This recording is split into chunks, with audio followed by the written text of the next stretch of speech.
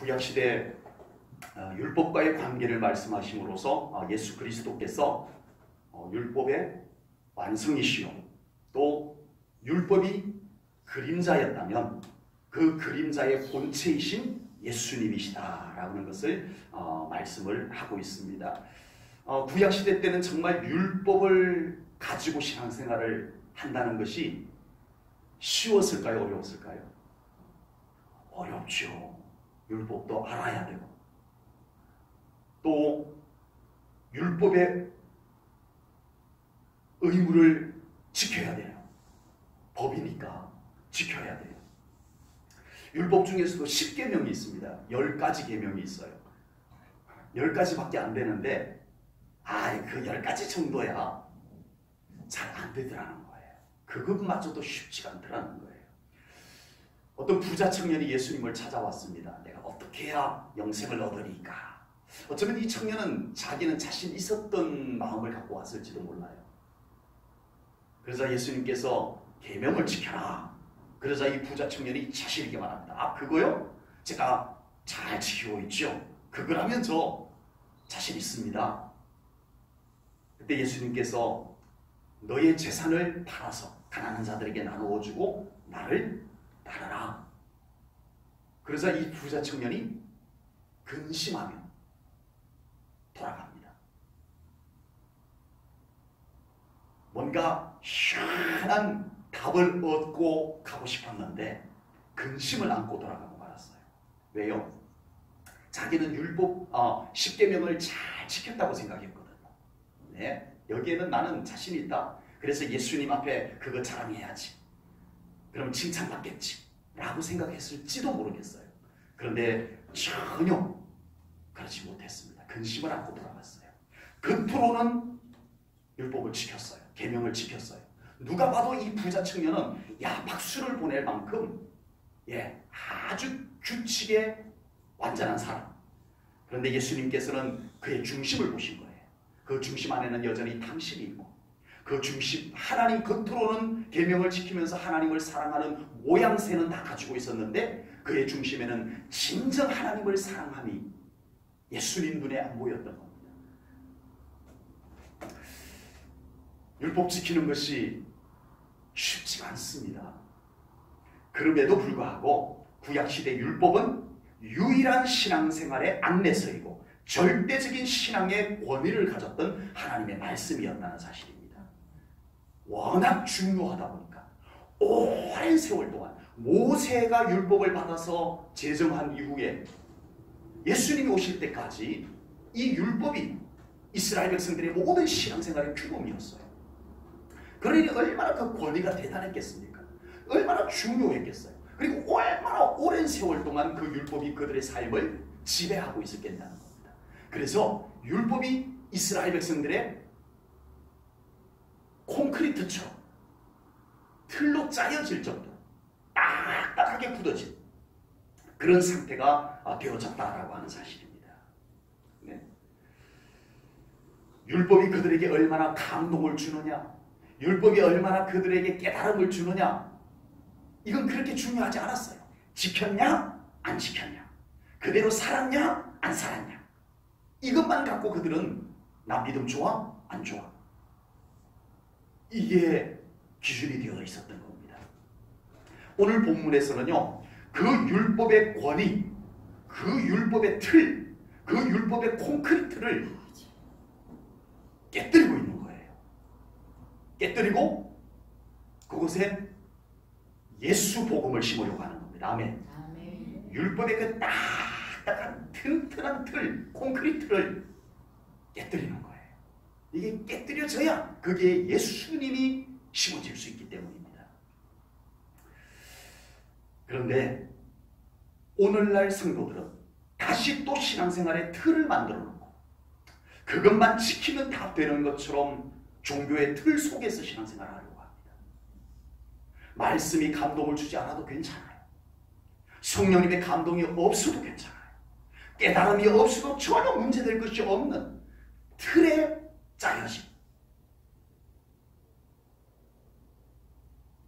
규칙에만 벗어나지 않으면 되는 이런 신앙생활을 오늘날 우리 기독교가 다시 하려고 한다라고 하는 겁니다. 일정한 규칙만 지키면 신앙생활을 잘하고 있는 것으로 착각하게 만드는 현상들이 다시 우리 기독교 안에 만들어지고 있다는 안타까운 사실입니다. 우리의 신앙생활은 끊임없이 이런 틀을 부숴야 됩니다. 아멘. 아멘. 콘크리트처럼 굳어져 있던 종교의 습관을 깨뜨리고 깨달음과 감동이 있는 신앙생활을 해나가야 될 줄로 믿습니다. 아멘. 말씀이 편히 깨달아지고 그 말씀이 나를 감동시켜 주시고 아멘. 성령님의 감동이 나를 뜨겁게 만들어주고 아멘. 그것이 나를 움직이게 만들어주는 그런 신앙생활이 되어져야 될 줄로 믿습니다. 아멘. 예배도 규칙 때문에 드리고 안 됩니다. 기도도 헌신도 감동으로 해야 됩니다. 아멘. 말씀이 감동해서 해야 됩니다. 아멘. 성령님이 나를 이끌어 가셔서 해야 될 줄로 믿습니다. 아멘. 그 신앙생활이 행복한 신앙생활인 것입니다. 우리의 신앙생활이 자꾸만 그런 틀에 갇혀서 신앙생활을 하게 되면 불행한 신앙생활을 하게 돼요. 답답한 신앙생활을 하게 돼요. 우리는 신앙생활을 하면 할수록 자유해야 됩니다. 아멘. 아멘. 자유해야 됩니다. 그 자유함은 깨달음과 감동에서 오는 거예요. 아멘. 규칙에서는 자유함이 없어요. 규범에서는 틀 안에서는 자유함이 없어요. 없어요. 콘크리트에서는 딱딱하게 굳어진 곳에서는 자유함이 없어요. 그러나 깨달음, 아멘. 감동에는 우리의 자원함이 나타납니다. 아멘. 그게 저는 기쁨이 샘솟습니다. 아멘. 감사가 넘치게 될 줄로 믿습니다. 아멘. 이 신앙생활이 행복한 신앙생활인 줄로 분명히 믿습니다. 아멘. 그러나 율법도 하나님께서 주신 것이기 때문에 중요합니다. 목적도 분명히 있습니다. 오늘 본문을 보면은 오해를 하지 말아야 돼요. 율법이 아무 쓸모가 없는 것으로 오해를 해서는 안 됩니다. 자칫 이 히브리서 성경을 보다가 보면은요, 갈라디아서 성경에도 좀 있고, 그런데 율법이 아무 쓸모가 없는 아주 하찮은 것으로 이렇게 묘사가 되는 것이 있는데, 그것은 예수님의 복음을 끌어올리기 위해서, 더 드러나게 하기 위해서 그렇게 말씀한 것이지, 율법은 아무 쓸모가 없는 것, 그렇지 않습니다. 오해하지 말아야 됩니다. 예수님께서는 율법을 완성하신 분입니다. 아멘. 예수님은 율법을 완성하신 분이에요. 예수님 오셔서 율법이 무용지물로 만들어 보이신 분이 아닙니다. 완성하신 분입니다. 예수님께서 오셔서 십자가의 부활로 완전한 구원을 이루기까지 율법은 그 역할을 충실하게 잘 감당한 거예요. 아멘. 율법이 없었다면 이스라엘 백성들이 어떻게 신앙생활을 제대로 했겠어요? 이 예수님이 오시기 전까지 율법은 매우 중요한 역할, 매우 정상적인 역할을 잘 충실하게 감당해 왔다라고 하는 사실입니다. 그러므로 우리는 지금도 율법의 책인 구약 성경을 가지고 우리가 하나님의 뜻을 깨달을 수 있는 거죠. 아멘. 아멘. 구약 성경을 통해서 우리는 하나님의 뜻도 깨닫고 어떻게 신앙생활하는 것이 하나님의 마음에 더 들게 신앙생활하는 것인지 우리가 깨달을 수 있는 겁니다. 아멘. 아멘. 그러나 율법의 목적은 죄를 깨닫게 하기 위함입니다. 율법의 주된 목적은 율법을 깨닫게 하기 위함이에요. 로마서 7장 7절 말씀을 보겠습니다. 로마서 7장 7절입니다. 그런즉 우리가 무슨 말을 하리요? 율법이 죄냐? 그럴 수 없느니라. 율법으로 말미암지 않고는 내가 뭐를 알지 못한다? 죄를 알지 못한다. 율법이 아니면 죄인인지 모른다는 거예요. 율법은 우리로 하여금 죄인이다라고 하는 것을 알려주어서 그래서 구원이 필요한 존재다. 죄 문제가 해결되어야만 되는 존재다. 이걸 율법이 우리들에게 알려주고 있다라고 하는 거예요. 우리가 성경 공부를 하거나 전도를 하게 되면 어쩔 수 없이 전해야 되는 내용이 먼저 다루어야 될 내용이 뭐죠? 우리는 죄인입니다. 아멘. 요즘 전도 세미나에 가면은 이건 다 뺐어요. 왜? 사람들이 싫어하거든요. 제가 신학교 다닐 때 역 앞에서, 대전역 앞에서 전도를 하는데 이제 친구들이랑 같이 쭉 몇 사람이 대전역 앞에 가서 전도를 하는데 제 친구가 어떤 아저씨한테 막 혼나고 있는 거예요. 욕을 막 듣고 있는 거예요. 그래서 왜 그런가 하고 가봤더니 이 친구가 배운 그대로 가서 선생님은 죄인입니다. 이렇게 전했어요. 그랬더니 그 아저씨가 굉장히 기분이 나빴던가 봐요. 네. 네가 뭔데 나보고 죄인이라고 그러는 거야. 그리고 대뜸 그냥 막 이 전도하는 친구를 막 얼마나 혼내키고 있는지. 우리는 죄인이기 때문에 하나님과 멀어지게 되었고 그래서 결국은 사망에 도달할 수밖에 없는 존재라는 것을 성경이 우리들에게 말씀하고 있습니다. 아멘. 그러나 하나님께서 우리를 사랑하셔서 구주를 보내주시고 예수 그리스도를 통해서 우리를 구원해 주셔서 다시 새 생명 얻게 하시고 하나님의 자녀가 되게 해주셨다라고 하는 것이 전체 복음의 내용입니다. 그래서 그 예수 그리스도의 필요성을 예수님이 왜 필요한지를 정확하게 알려주는 성경이 율법입니다. 죄인이기 때문이다.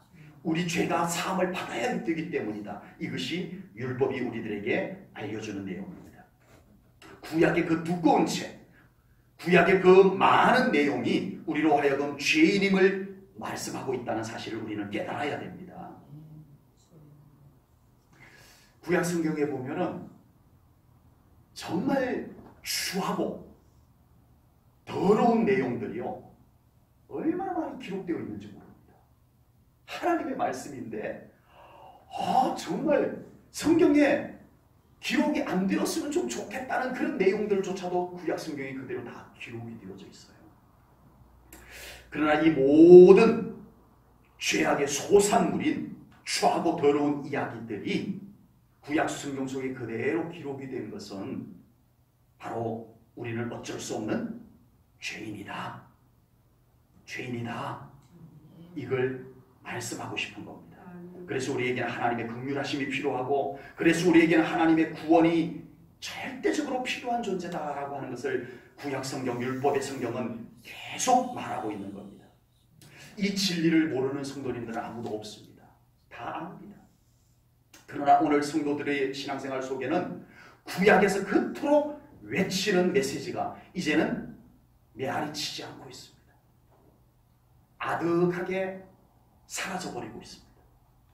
오늘날 교회에서 죄인이라는 설교가 쉽게 선포될 수 있을까요? 없습니다. 싫어하니까.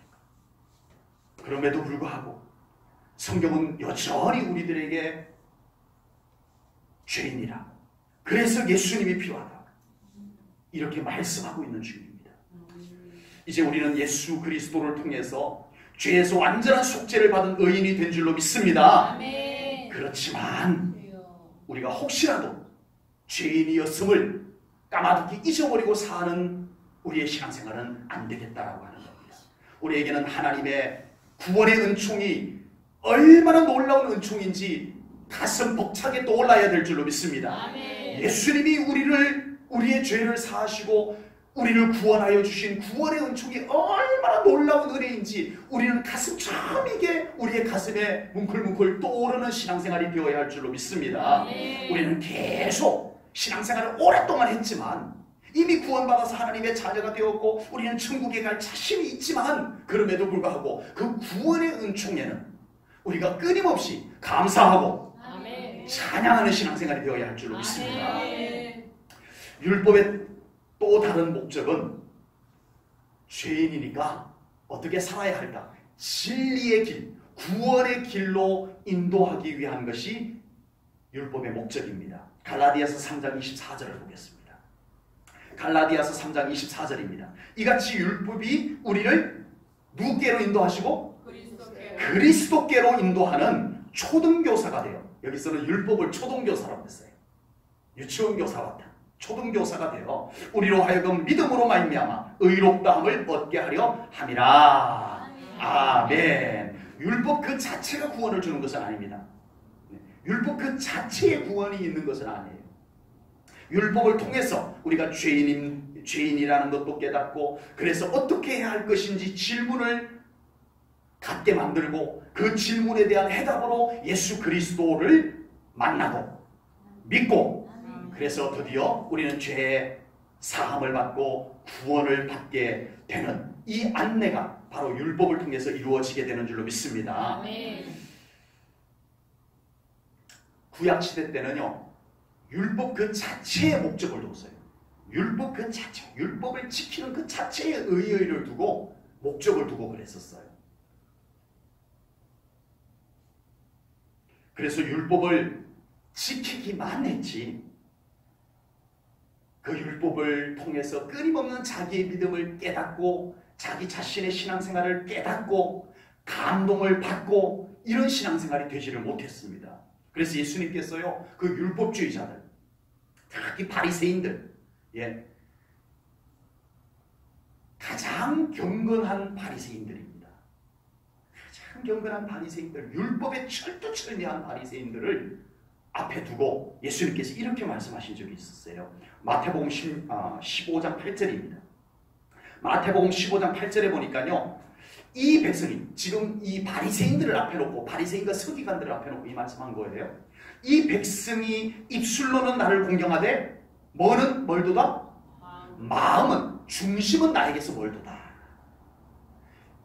어느 누가 바리새인들을 보고 율법 안 지켰다고 말할 사람이 없어요. 바리새인만큼 율법 잘 지키는 사람이 없었거든요. 1등.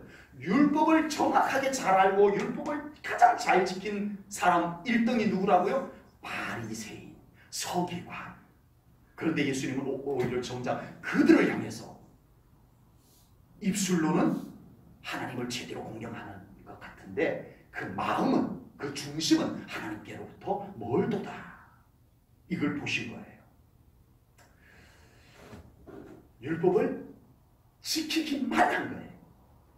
그 율법이 나를 깨닫게 하는 것에는 가로막혀 있었어요. 그 율법이 나를 감동해서 뜨거운 마음으로 하나님을 사랑하게 하는 것에는 식어져 있었어요. 그래서 예수님께서 그것을 진단해내신 겁니다. 우리가 신앙생활을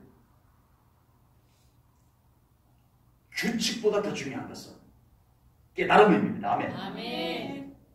우리의 신앙생활을 가장 하나님의 마음에 들게 할 수 있게 만들어주는 현실적인 효과는 감동에 있습니다. 아멘. 말씀의 감동, 아멘. 성령님의 감동 속에서 우리의 가장 하나님이 보시기에 내 마음에 들도다라고 하는 믿음이 만들어지게 되는 줄로 믿습니다. 아멘. 그런 믿음이 더 이루어지기를 주님의 이름으로 축복합니다. 아멘. 율법은 미완성입니다. 율법 자체는 미완성입니다. 그래서 오늘 본문에서 그림자라고 그랬어요. 율법은 죄를 깨닫게도 하고 진리의 길로 인도도 하지만 근본적인 해결책을 내놓지는 못해요. 율법은 문제 있어? 문제 제기도 했어요. 죄인이야. 문제 제기를 했어요. 그래서 우리들에게는 죄 용서함이 필요해. 구원이 필요한 우리야. 여기까지도 왔어요. 여기까지도 왔어요. 그런데 막상 그러면 어떡하란 말이에요? 했을 때 구약 성경에서 끊임없이 메시아를 예언하고 있습니다. 메시아, 오실 메시아를 예언합니다. 그래서 그 구약 성경에서 그 율법의 기능을 그림자라고 표현을 합니다. 오늘 본문 1절을 볼게요. 1절입니다. 율법은 장차 올 좋은 일에 뭐라고요? 그림자. 율법은 장차 올 좋은 일에 뭐라고요? 그림자. 그림자일 뿐이요. 참 형상이 아니므로 해마다 늘 드리는 제사로는 나아오는 자들을 언제나 온전하게 할 수 있다 없다? 없다는 거예요. 율법으로는 안 된다는 거예요. 네. 율법은 그림자라고 표현을 했습니다. 그림자는 본체가 있어야 그림자가 생기는 거예요. 네, 지금 이렇게 불빛이 여러 곳에 이렇게 켜져 있어가지고 그림자가 각각 이렇게 흩어져 있는데 우리 낮에 햇볕이 한 곳에서 비치면 그림자가 아침에는 그림자가 어느 쪽으로 가요? 동쪽에서 해가 떴으니까 서쪽으로. 네. 저녁 때가 되면은 해가 서쪽에 있으니까 그림자는 동쪽으로. 네. 본체가 있기 때문에 나무든 건물이든 사람이든 본체가 있기 때문에 그 그림자가 생기는 거예요. 그러면 율법은 그림자라고 하면은 율법은 그러면 무엇의 그림자라는 얘기죠? 그 율법이 그림자면 그 본체는 뭐란 얘기예요? 예수님이 본체입니다. 예수님이 본체입니다. 여러분 오늘 본문에서 율법을 이렇게 깎아내리는 말씀을 하시는 이유가 바로 본체, 그 그림자를 만들어낸 본체, 그 본체를 강조하기 위해서 율법을 이렇게 비켜나게 만드는 겁니다. 그동안 그림자를 보면서 신앙생활을 해왔던 이스라엘 백성들, 이제는 본체가 왔으니 본체를 바라보며 신앙생활을 해야 된다라고 하는 것이 오늘 본문입니다. 유대인들이 지금까지 뭘 보고 신앙생활을 했다고요? 뭘 보고? 그림자 보고 신앙생활을 했다는 거예요. 그런데 그 그림자를 비치게 만들었던 본체께서 이제 오셨다 이거예요. 실제로 오셨다는 겁니다. 그러니 이제는 더 이상 그림자 보고 신앙생활하지 말고 누구 보고 신앙생활하라? 본체이신 예수님 보고 신앙생활하라. 이것이 오늘 본문의 말씀입니다. 굉장히 본문 어렵게 기록이 되어 있지만 간단하게 오늘 본문을 그냥 한 문장으로 요약한다면 이제 본체께서 오셨으니 그림자는 그만 보고 이제는 본체 보면서 신앙생활하라. 이것이 오늘 본문의 말씀입니다. 본체는 예수님이십니다. 지금 우리에게 본체이신 예수님께서 계십니다. 아멘. 그런데 과연 우리는 다시 또 그림자를 보면서 신앙생활을 하려고 하지 않았는지, 본체보다 그림자가 오늘날 교회에서 더 부각되고 인기가 더 있는 현상이 나타나고 있지는 않는지 돌아봐야 됩니다. 그림자가 본체를 가려버리면 얼마나 터무니없는 일이 생겨나는지 성경이 우리들에게 보여줍니다. 그림자가 본체를 가려버리면 무시무시한 일이 일어납니다. 자, 유대인들은 지금까지 예수님이 오시기 전까지 뭘 보고 믿었다고요? 그림자 보고. 그 그림자가 뭐였다고요? 율법. 율법이라고 하는 그림자를 보고 믿었어요. 그러니까 예수님께서 본체, 그 그림자의 본체가 오셨어요. 오셨는데 유대인들이 본체를 못 보는 거예요. 여전히 이 그림자가 너무 권위가 있었어. 콘크리트처럼 다 굳어져 있었어요. 그래서 그 그림자, 율법이라고 하는 그림자가 본체이신 예수님을 딱 가리고 있었어요. 그림자가 본체를 가려버리니까 본체를 죽이더라고요. 유대인들이 율법에 가로막혀서 본체이신 예수님을 알아보지 못한 거예요. 그래서 본체이신 예수님을 죽이고 말았습니다. 여러분, 우리의 신앙생활 속에 그림자들이 예수님을 가리지 않도록 신앙생활해야 될 줄로 믿습니다. 우리에게 수많은 그림자들이 예수님을 가리려고 합니다. 사람이라고 하는 그림자, 공로라고 하는 그림자, 자기 의라고 하는 그림자, 자기 생각과 판단이라고 하는 그림자, 행사라는 그림자, 프로그램이라는 그림자, 시스템이라는 그림자, 이런 그림자들이 어른 우리 예수님을 가리기 일쑤입니다. 우리는 예수님을 더 온전히 바라보는 신앙생활이 되어야 될 줄로 믿습니다. 아멘. 예수님을 선명하게 바라보는 신앙생활이 되어져야 됩니다. 아멘. 오늘 본문은 그림자였던 율법을 비켜라, 그림자를 치워라, 그리고 본체이신 예수님을 더 온전히 바라보라, 이렇게 말씀하고 있습니다. 예수님은 율법의 완성이시고요, 구원의 완성인 줄로 믿습니다. 예수님 안에 모든 율법의 가치가 다 포함되어져 있습니다. 율법의 완성이라고 하는 표현은 예수님 안에 율법이 있다 이 말이에요. 율법의 가치들이 있다 이 말이에요. 예수님 잘 믿으면 율법 지키는 것과 같다 이 말이에요. 아멘? 맞아요. 예수님 안에 완전한 구원의 권능이 다 있습니다. 예수님만 온전하게 믿으면 다른 것은 다 따라오게 되어 있어요. 아멘. 예수님만 온전히 믿게 되면, 예수님을 온전히 모시게 되면 다른 것은 다 따라오게 되어 있습니다. 아멘. 요즘 휴대폰 참 좋죠? 그 휴대폰 속에 뭐가 있어요? 카메라도요. 제가 처음에 디지털 카메라를 하나 카메라만 따로 샀어요. 비싸게 주고 샀어요. 근데 그때 그것이 200만 화소? 200만 화소면 아주 기능이 떨어지는 거예요. 지금 우리 스마트폰에 있는 카메라가 몇 화소 정도 되죠? 그런 거 모르지. 거의 뭐 2000 화소 뭐 이렇게 되지 않을까 싶어요. 예, 200만 화소. 한 10배는 좋아졌어요. 카메라가. 이 스마트폰 안에 카메라가 얼마나 좋아졌는지 몰라요. 스마트폰 속에요. 앨범이 다 들어가 있어요. 저희 집에도 옛날 사진, 필름으로 하는 사진, 그거 찍으면 다 사진관에 가서 현상해가지고 사진 이만큼 두꺼운 거 그냥 앨범에다가 넣어가지고 책꽂이에 쫙 꽂아놓고 그거 펼쳐서 봤는데 지금은 어떻게 해요? 스마트폰으로 찍어가지고 컴퓨터에 다 넣어두고 스마트폰 안에다가 다 넣어둬요. 언제든지 보고 싶으면 스마트폰 탁해서 옛날 사진 딱 보고 앨범이 수두룩하게 들어가 있습니다. 내비게이션 있죠? 스마트폰 안에 내비게이션이 있어요. 네. 전자수첩 있죠? 네.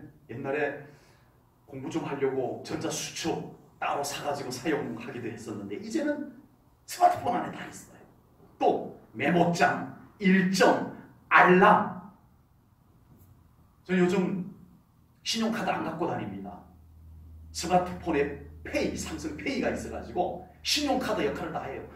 이 휴대폰 들고 결제 다 합니다. 페이가 있어가지고.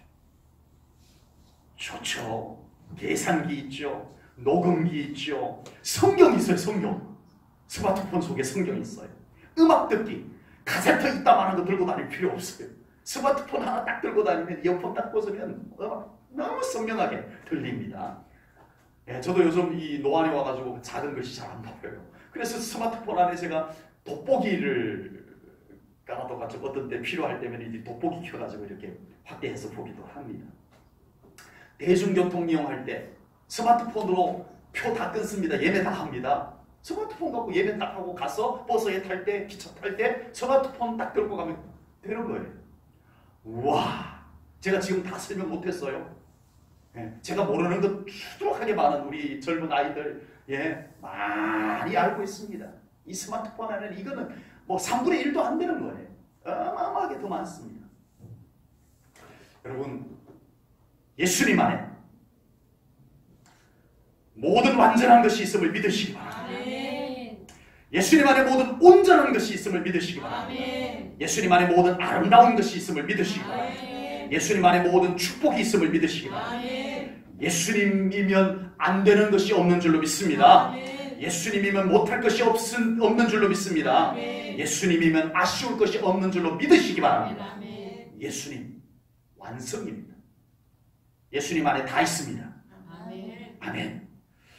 오늘 본문에서는 예수님이 누구이시며 어떤 분이신지 그것만 말씀하지 아니하고 바로 그 예수님을 믿는 우리들에게도 어떤 일이 일어나는지를 오늘 본문에서 말씀을 하고 있습니다. 14절을 보겠습니다. 14절입니다.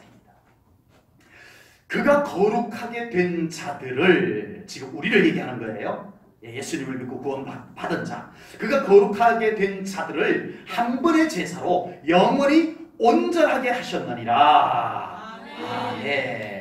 예수님께서 십자가에서 자신을 제물로 드린 영원한 제사를 통해서 믿는 자들로 하여금 온전하게 하셨다, 이 말씀인 겁니다. 이 말씀 속에는 구약 율법 속에 있었던 그런 조건, 규칙, 외적인 것, 이런 것만이 아닌 우리의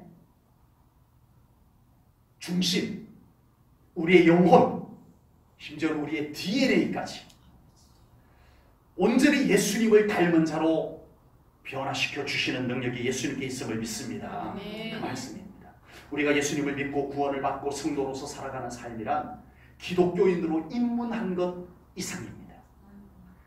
우리의 신분, 우리의 정신, 우리의 인생 목적, 우리의 모든 것까지 예수님으로 인하여서 온전하게 된 줄로 믿습니다.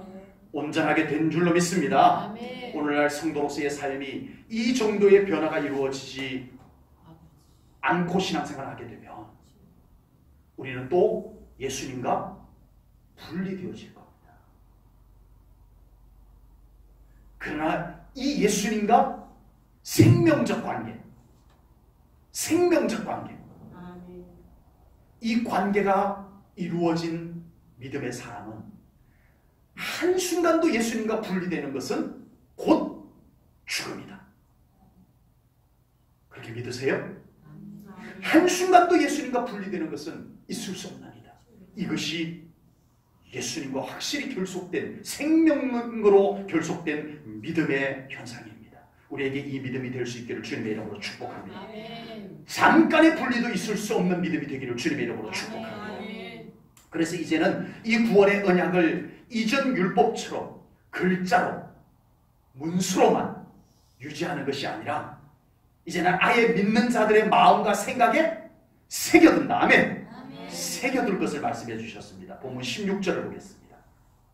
주께서 이르시되 그날 후로는 그들과 맺을 언약이 이것이라 하시고 내 법을, 이제 하나님의 말씀을 이제는 새롭게 어디에다가, 그들의 어디에? 마음에 두고 또 어디에다가? 그들의 생각에 기록하리라. 아멘. 자, 지금까지는 십계명은 어디다가 새겼어요? 하나님께서 최초로 십계명을 어디다 새겨주셨어요? 돌판. 모세에게 시내산에서 돌판에다가 십계명을 새겨주셨어요. 그 하나님께서 최초로 돌판에다가 모세에게 새겨서 모세에게 준 그 십계명 돌판이 우리 제1전원교회에 있다면 어떻게 될까요? 첫째, 세계에서 순례객들이 우리 교회로 찾아올 겁니다. 두 번째까지만 얘기해 봅시다. 두 번째, 그 십계명, 하나님이 직접 새기신 십계명 돌판이 우리 제1전원교회에 있다면, 두 번째, 우리 제1전원교회 성도님들의 믿음이 세계에서 제일 좋을까요? 글쎄요, 그럴 수도 있겠지만 돌판에 새겨진, 비록 하나님께서 새기셨지만 돌판에 새겨진 그 효력보다 더 효력 있는 것을 성경은 말씀합니다. 그것은 바로 우리의 마음판에 새겨진 것입니다. 아멘. 우리의 영혼에 새겨지는 것입니다. 아멘. 우리의 생각 속에 새겨지는 겁니다. 아멘. 이제는 하나님의 말씀이 우리의 심령에 새겨질 수 있기를 주님의 이름으로 축복합니다. 아멘. 가장 믿음이 좋은 사람은 예수 그리스도께서 그 사람 중심에 살아계셔서 역사하시는, 예수님이 그 사람 속에서 살아계셔서 일하시는 그 믿음 생활을 하는 사람의 믿음 생활이 가장 아름다운 믿음 생활인 줄로 믿습니다. 아멘. 우리의 믿음은 절대로 어떤 규칙, 모양새, 절차, 시스템으로만 되는 것은 아닙니다.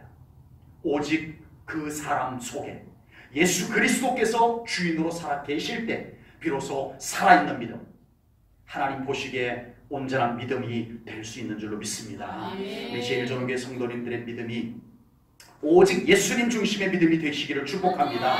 마음속에 예수님이 주인으로 계시는 그 신앙생활이 되시기를 축복합니다. 그래서 하나님 보시기에, 그래서 예수님 보시기에 가장 온전한 믿음으로 살아갈 수 있는 우리 성도님들 되시기를 주님의 이름으로 축복합니다. 기도하겠습니다. 하나님 아버지, 오늘 수요일 저녁에도 히브리서 성경 말씀을 통해서 예수님을 다시 한번 우리의 신앙생활 속에 중심에 모십니다. 주님 주인으로 오시옵소서. 우리의 믿음이 그림자를 믿는 믿음이 아니라 이제는 본체이신 예수님을 온전히 믿는 믿음 되게 하여 주시옵소서. 살아계신 예수님을 모시고 살아가는 신앙생활 되게 하여 주시옵소서. 그 신앙생활 속에 말씀이 감동하게 하시고, 말씀이 깨달아지게 하시고, 성령님이 감동하는 신앙생활 되게 하시고, 예수님이 살아 움직이시는 그 느낌이 있는 신앙생활 되도록 하나님 저희들의 믿음을 깨워주시옵소서. 감동하여 주시옵소서. 더 깨닫게 하여 주시옵소서. 살아있는 믿음 되게 하시옵소서. 감사 영광 올려드리오며 예수님 이름 받들어 기도하옵나이다. 아멘.